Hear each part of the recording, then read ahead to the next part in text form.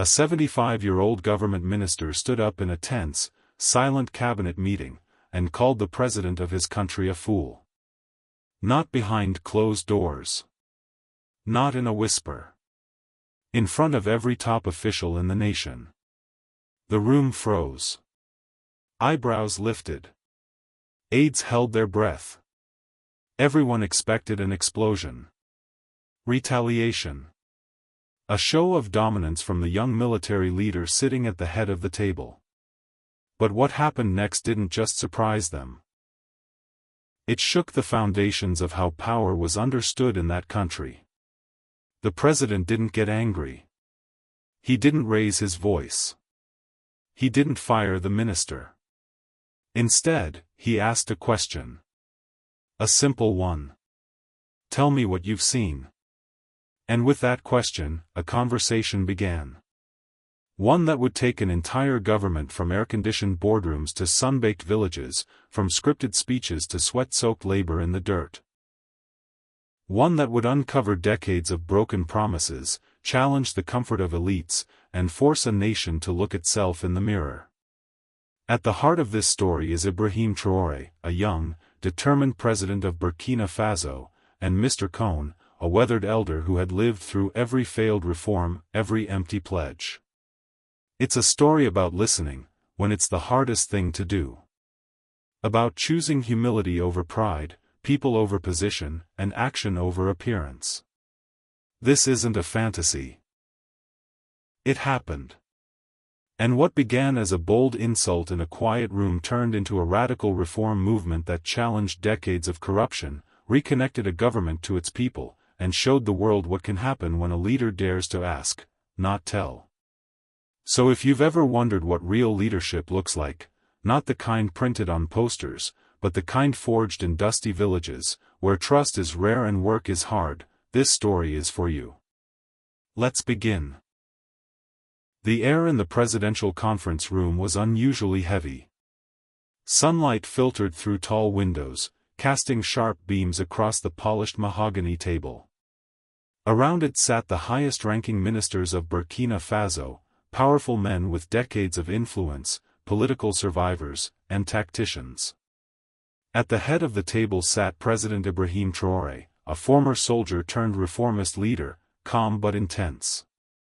He wasn't giving orders or delivering a thunderous speech. Instead, he spoke in a low, focused tone, outlining a bold new national education plan, to build fully equipped schools in some of the country's most remote, forgotten villages. The room nodded in approval. The plan was ambitious but admirable. Everyone knew it would require sacrifice, reallocating funds, shifting priorities, but no one dared object. At least, not at first. Then came the silence. A long pause lingered after the president finished. Most ministers simply looked down at their notes or exchanged quiet glances. No one moved. But then, with the slow scrape of a wooden chair against marble, Mr. Cohn, the Minister of National Heritage, rose from his seat. At 75 years old, Cohn was the oldest man in the room. His face was carved with lines of both wisdom and worry, a living map of the nation's turbulent history. He had served under multiple regimes. He had seen coups, collapses, and comebacks. Many in the room expected him to offer some ceremonial words of support, perhaps a wise anecdote or a gentle warning. Instead, he lifted his chin, looked directly at President Traoré, and said, "You are a fool." Gasps rippled across the room.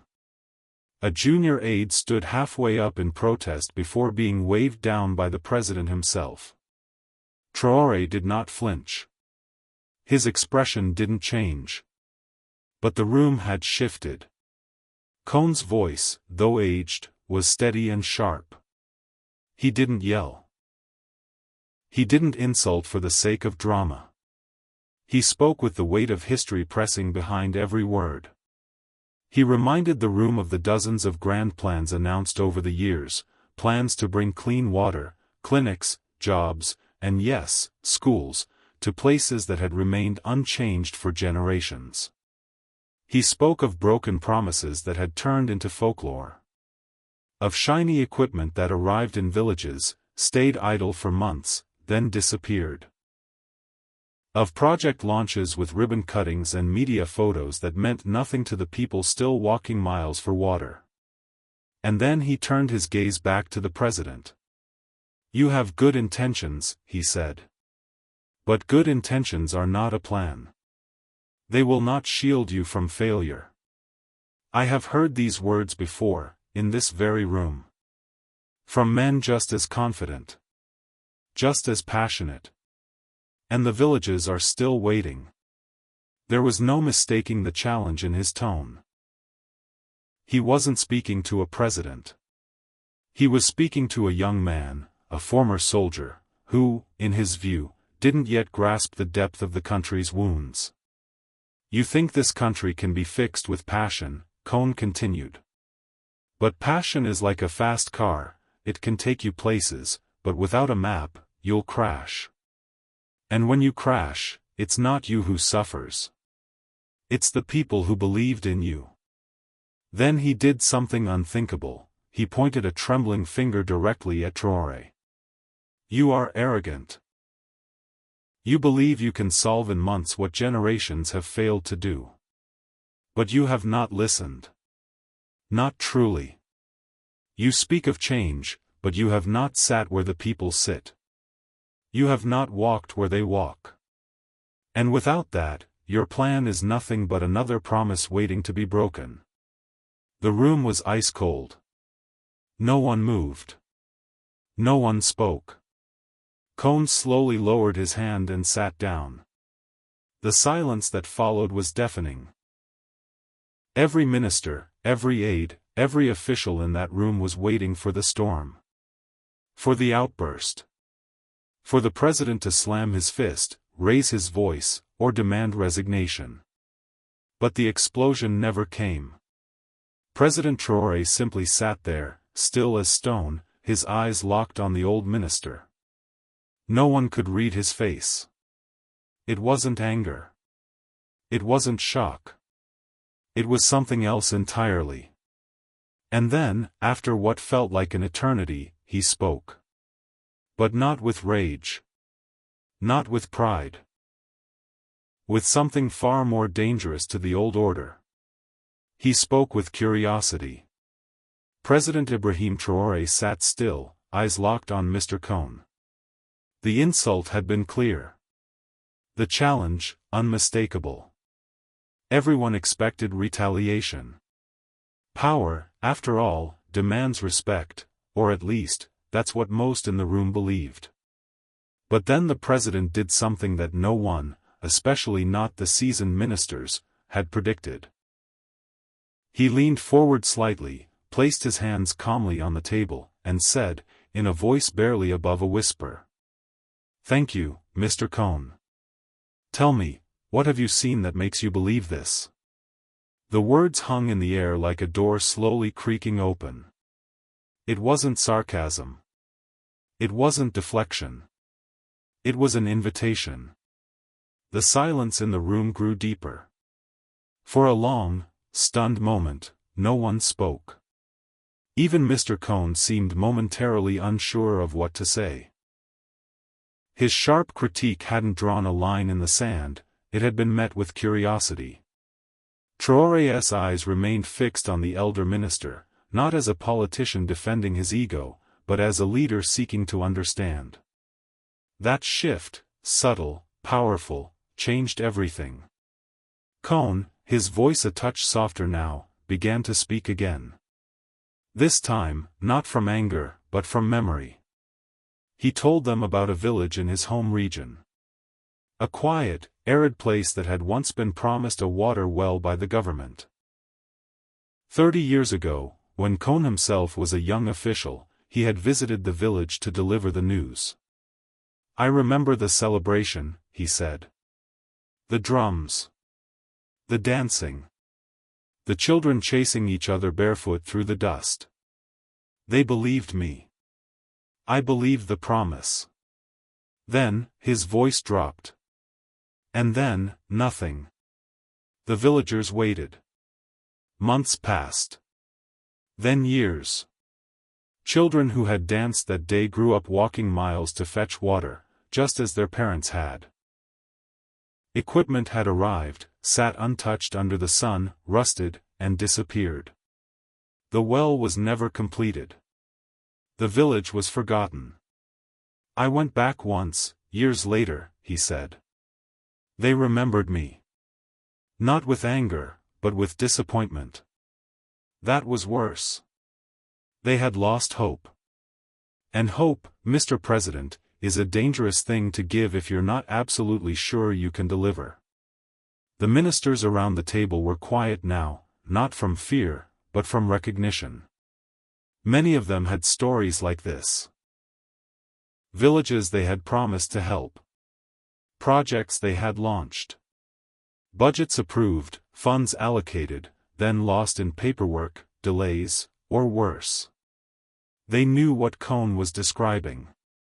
They had just never spoken of it aloud.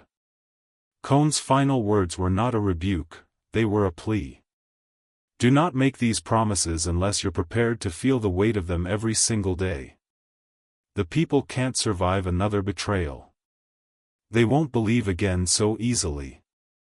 We have to earn it back. Inch by inch. The tone in the room had shifted completely. This wasn't just about a school project anymore. It was about something deeper. Something harder to measure. Trust. President Traoré slowly stood. The tension rose again. Was this the moment he would reassert control? Was the olive branch over? Instead, he walked, quietly, around the long table. Past the stunned faces of his ministers. Around to where Mr. Cohn sat. And then, with deliberate grace, he placed a hand on the old man's shoulder. You are right, he said. His voice was no longer quiet, it was clear, strong, undeniable. Your criticism is a gift. And we're not going to ignore it. He turned to the rest of the room. We're leaving this table. We're going to your village, Mr. Cohn. Today. All of us. Shock rippled again. He wasn't sending a committee.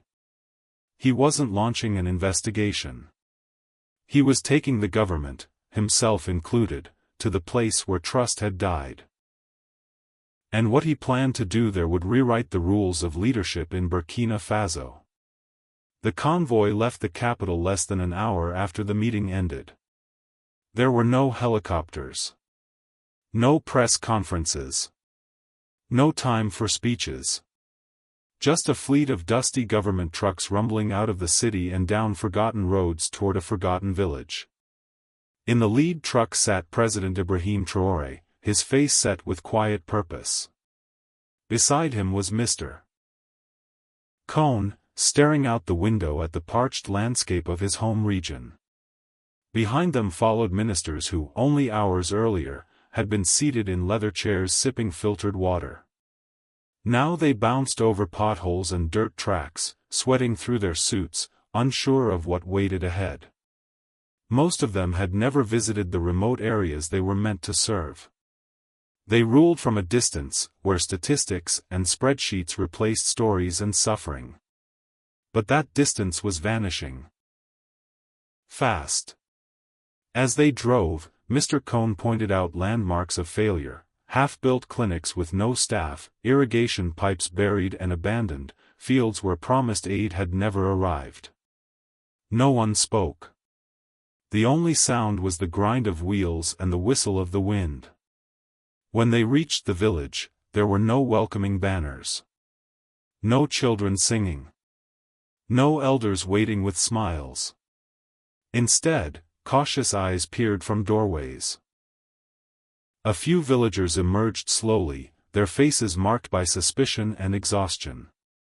They had seen motorcades before. They had heard promises before. It always ended the same way, with disappointment. An elder even older than Cohn approached the group. He did not bow. He offered no refreshments. His expression was blank, his voice formal. "Welcome," he said. "What do you want?" President Traoré stepped forward. He didn't shake hands. He didn't ask for a seat. He simply asked, "Show me the well." The group followed the elder to a clearing where a rusted metal pump stuck out of the ground like a memorial. Grass had grown wild around it. The villagers stood at a distance, arms folded, waiting. Traoré approached the pump alone. He ran his hand along its surface, feeling the flakes of corrosion. Then, slowly, he knelt beside it and scooped a handful of dry, cracked earth. He let the dust fall between his fingers. The ministers watched. Something shifted. He stood, turned to face the villagers, and spoke clearly. "We failed you. Not the government failed you. Not previous leaders failed you. But we." He didn't deflect. He didn't blame the past. He claimed the failure as his own, and the ministers standing beside him. "For 30 years, you waited. That ends today." Then he turned to his stunned cabinet. "Our meeting is not over. It's just moved." He pointed to the surrounding land and the broken infrastructure. "You will not leave this village until this well gives clean water. You will eat what they eat. Sleep where they sleep. Work where they work. Minister Cohn is in charge." At first, the ministers were sure he was joking. But as the convoy pulled away, leaving them behind, it became clear, this was no performance. They were stuck. Some tried to use their phones. There was no signal. Others looked around for staff, for supplies, for any sense of control. None came.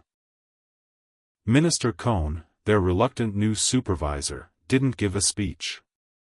He simply walked over to the Minister of Finance, handed him a shovel, and pointed to a patch of hard ground. And that's when the real work began. The first hours were chaos. No one knew how to dig, where to start, or how to operate the equipment. The villagers stood nearby, watching silently, unsure whether to laugh or weep. These were the men who had signed papers that shaped the country. And now they were covered in dust, blistered, clumsy, and confused. But something remarkable began to happen. Under the hot sun, with no shortcuts, no assistants, no luxuries, the ministers began to work. Slowly, awkwardly at first. But as the sun moved across the sky, a strange sense of rhythm emerged. They sweated. They struggled. They hit rocks. They broke tools. And still, they worked. Shame, it turned out, was a powerful motivator. And somewhere beneath that hardened earth, so was hope. While his ministers dug trenches and fumbled with broken pipes in a sun-scorched village, President Ibrahim Traoré returned to the capital, but not to rest. There was no celebratory press release. No political spin. He walked straight back into the presidential office and called an emergency meeting. But this time, the room wasn't filled with his top ministers. It was packed with their deputies, the senior directors, accountants, and department heads who quietly ran the government's machinery. These were not elected officials. They were career bureaucrats, the so-called gatekeepers of the state. They knew where every document sat, how every budget moved, and, more importantly, how to stall, and stall until any reform with real teeth quietly died. They entered the room whispering, confused. Why had they been summoned while their bosses were hundreds of kilometers away, digging in the dirt? President Traoré didn't sit. He didn't offer coffee. He didn't begin with a speech. He stood, arms crossed, and said, I want to tell you where your ministers are." He described the village in vivid detail. The rusted pump. The dry earth. The villagers who had stopped believing. The elders who offered no hospitality because they had none to give. Then his voice lowered. "They are there, digging, because we failed. Because our promises turned to dust. And because that failure ends now." The room went silent. And then he delivered the shock. Effective immediately, no major government official, minister, director, or senior manager will have their annual budget approved unless they spend 2 full weeks working in a village their department has failed. He called it the ground truth mandate. Not as a suggestion. Not as a symbolic gesture. As law, at least by presidential decree. The reaction was instant. Some in the room stiffened. Others looked down, lips pressed tight. These were people whose careers had been built in air-conditioned offices, managing problems from spreadsheets. Now, they were being told to step into the mud, the silence, the waiting. One senior financial director, known for his power to choke projects with a single withheld signature, raised his hand and asked about logistics. "What if we're needed here?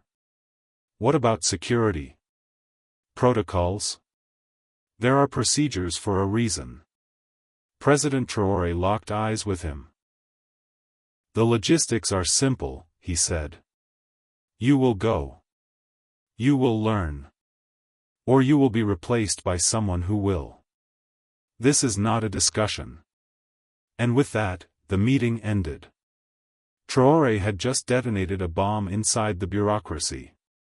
He knew the resistance would come, not with marches or protests, but with delays, paperwork, missing files, and technical excuses. And he was right. Over the next week, things started to vanish. Budget reports got lost. School construction plans stalled. Emails went unanswered. The machine that had always appeared efficient suddenly jammed. It was a quiet rebellion, waged not with slogans, but with silence. But Traoré didn't fight it behind closed doors. He went public. He walked into a small, independent radio station, not the national broadcaster, but one known for being closer to ordinary citizens. He sat down at a modest microphone. No polished backdrop. No official flag. Just his voice. And he told the nation everything. He spoke of Mr. Cone. Of the rusted well. Of the ministers now sleeping in huts and digging alongside villagers. He read the ground truth mandate aloud, word for word. And then, he gave out a phone number, a hotline for citizens to report unfinished projects, missing services, and broken promises. "If someone in this government failed you," he said, "tell us. And they will come to you." It was a masterstroke. Within hours, the hotline was flooded. Thousands of calls. From every province. Every village with a forgotten well, clinic, or school had a voice now. The wall of secrecy the old system depended on began to crack. Suddenly, the gatekeepers in the capital weren't just disobeying a president, they were dodging the eyes of an entire nation. Traoré made another move. He publicly fired several high-ranking officials, not for theft or scandal, but for refusing to serve. Their names and reasons were read on air. Not to shame, but to set a precedent. "You don't need to be corrupt to be dangerous," he said. "You only need to stop caring." The message was clear, the days of managing from a distance were over. The government was coming down from its tower, and heading straight into the dust. The response was overwhelming. Within hours of President Traoré's radio broadcast, the hotline rang non-stop. Operators barely kept up. Calls came from every corner of the country.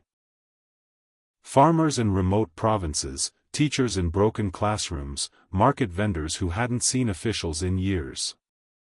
They weren't angry. They weren't hopeful. They were ready. Ready to speak. For decades, forgotten villages had whispered about broken promises among themselves.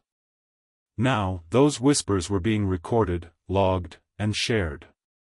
For the first time, the people had a direct line to power, and they used it. The quiet rebellion from the bureaucrats in the capital.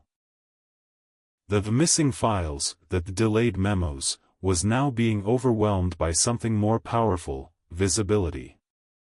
Suddenly, ministers and department heads were being summoned not just by the president, but by reality. A water pump in the north hadn't worked since 2009. The local chief had just called the hotline. A clinic in the west had no staff and expired medicine. A mother who had lost her child told her story live on community radio. What began as a policy became a movement. Not through grand speeches, but through a flood of truth. And the system couldn't hide from it anymore. Some of the most resistant officials tried to push back, still believing they could outlast the storm. They ignored summons. They sent junior staff.